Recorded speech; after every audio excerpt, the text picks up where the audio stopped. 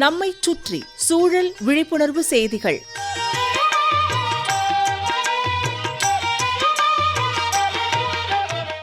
அன்புள்ளம் கொண்ட லதா மேடம் அவர்களுக்கு மாணிக்கம் எழுதும் மடல்.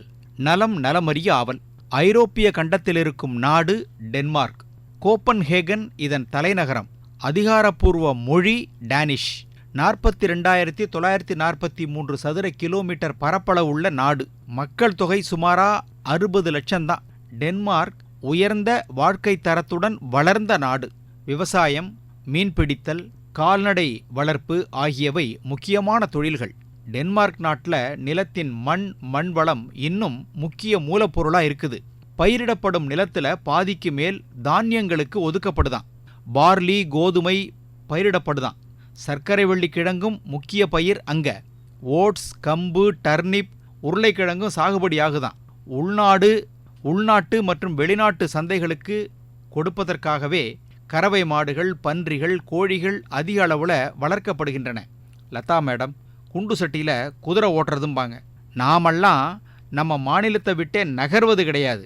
ஏன், அந்தந்த மாவட்டங்கள், பக்கத்து மாவட்டங்களில் மட்டுமே குடுக்கல் வாங்கல், வேறெங்கும் தலை காட்டுறது கிடையாது.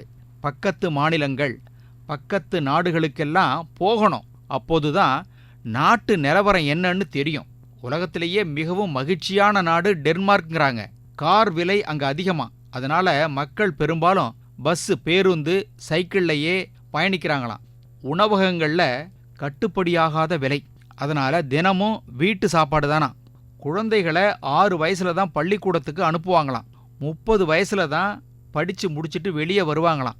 நாமெல்லாம் இங்கு படிக்கும் 3 வருட இளங்கலை பட்டத்தை அங்கே 6.5 வருஷம் படிப்பாங்களாம். படிச்சுக்கிட்டு இருக்கும்போதே உலக சுற்றுப்பயணம் வேற மேற்கொள்வாங்களாம். கல்லூரி கட்டணம் முழுக்க இலவசந்தானா. பெயிண்ட் அடிக்கிறவர், மருத்துவ நிபுணர் 2 பேருக்கும் டென்மார்க் நாட்டில் ஒரே சம்பளம் தானா. விருப்பப்பட்ட வேலைக்கு போகலாமா. ஒரு வாரத்துக்கு 35 மணி நேரம் வேலை செய்யணும். அலுவலகத்தில் முதலாளி, தொழிலாளி எல்லாரும் ஒன்னா உட்காந்து ஒரே அறையில் மதிய சாப்பாடு சாப்பிடுவாங்களாம். சகோதரத்துவம் வரணுங்கிறதுக்காக இப்படியாம். பணம், ஆடம்பரம் ஆகியவற்றை பொருட்படுத்தாத நாடு டென்மார்க். விலை உயர்ந்த கார்ல போறவரை விட மிதிவண்டியில போறவரை மதிக்கக்கூடிய நாடு டென்மார்க் நாடு.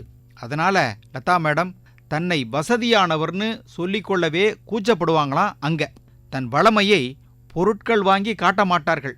காட்டினால் மக்கள் தன்னை வெறுத்துருவாங்க என்ற எண்ணம் தான் டென்மார்க் நாட்டில் அதிகமா.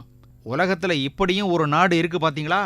ஒரு காலத்தில் நிலக்கரியை பயன்படுத்தி மின்சாரம் உற்பத்தி செய்த நாடு பின் நாட்களில் அதனால் ஏற்படும் சூழல் சீர்கேடு பாதிப்புகளை கவனத்தில் வைத்து காற்றாலை மின் உற்பத்தியை ஊக்குவிச்சுக்கிட்டு இருக்கு. சுற்றுலா வளர்ந்து வரும் ஒரு தொழில். கோடை மாதங்களில் மட்டுமே இது சாத்தியம்.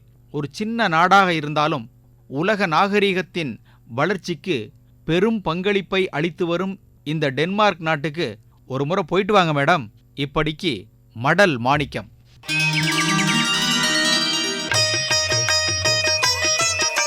நம்மைச் சுற்றி சூழல் விழிப்புணர்வு செய்திகள் கேட்டீர்கள்.